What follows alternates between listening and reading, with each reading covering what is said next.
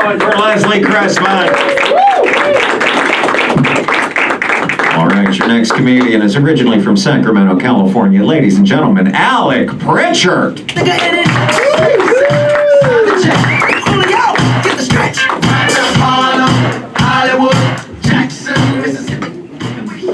So I've been trying to get back in the gym. It's not for the reason a lot of people think. I'm not trying to look better. I'm just not athletic enough to have the kind of sex I'm trying to have.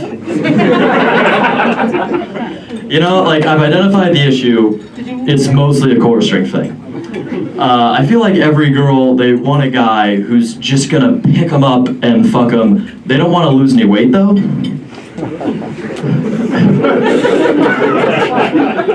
And really, love is about compromise, right? It's about give or take. We'll go to the gym together, we'll meet in the middle, we'll be stronger as a unit. How hot do you need to be to hit on the girls at the gym? Because I'll tell you guys right now, it is better than this. Anyone been to the movies lately? Cool. Not relevant to much of what I'm gonna do here. But yeah, so I went to the movies last week with a girl, and we do the thing where you go to the grocery store to grab candy so you're not paying markup prices, right? And that's a moment of judgment, right? You want to grab for the right thing. So I grabbed for Mike and Ike's, and that was the wrong answer. She's like, Mike and Ike's, that's a pedophile candy. And I'm like, what do you mean, pedophile candy? What do you mean? And she's like, yeah, it's cheap, and it's basically just sugar. I'm like, you're describing candy right now. Like that's arguably the point, right? I think we can all agree, though, that pedophiles are awful, awful people. In their defense, parents go out of their way to make their kids look cute, right? Like, there's no kid walking down the street with, like, runny makeup and baggy sweatpants and, like, a beer-stained t-shirt. And, like, we're all adults here. We can agree that making an effort is sexy. We got these sexy kids running around, taking pride in their appearance. Like, I'm not saying I agree, but I do get it.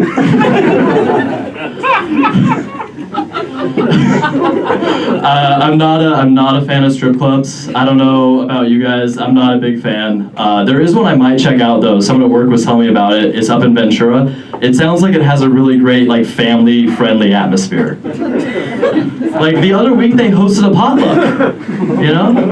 Like, all the girls brought something. Like, they all brought a dish, and, like, if you win, you gotta eat. And my friend was telling me that one girl brought ceviche, and no one wanted to try it. And I'm like, that's awful. I would try it. And they're like, you would? And I'm like, absolutely. That's gonna be like the best ceviche you have ever had in your life. Like, she knows she can't miss. Like she's a smart girl. Give Candy a little credit. Like, she knows the optics of the situation, right? Of, like, serving raw fish, like, lightly cooked in acid in her place of business, you know? Like, that ceviche is probably a family recipe, right? Like, it's been handed down on her mother's side for generations. You're being rude right now, not trying the strip club ceviche. Like, when you go home for Thanksgiving in a week, right, are you not gonna try something because of the context, right? You're gonna be like, no, Grandma, I don't want those nursing home sweet potatoes. Somebody died near those. Like, no, you try a little bite of everything. All right, you guys are warmed up enough. Let's talk about race real quick. White privilege is cool. Full stop. No, but there are downsides, though. For instance, when I go through the driveway in and out, they don't ask me if I want peppers. I feel like that's a little messed up, right? Like, it sucks being a white dude who genuinely enjoys spicy food, right? Like, I feel like I go into a Thai place and they're like, what do you want? And I'm like, 5. 5 spicy. And they're like, 3? And I'm like, 5. And they're like, 2. And I'm like, I don't like this game, man. I don't like the way you negotiate. And they're like, for you, Karen, 1. And I eat my mild green curry and I go home. All right, everybody, I'm Alec. Thanks for coming out to be bartenders.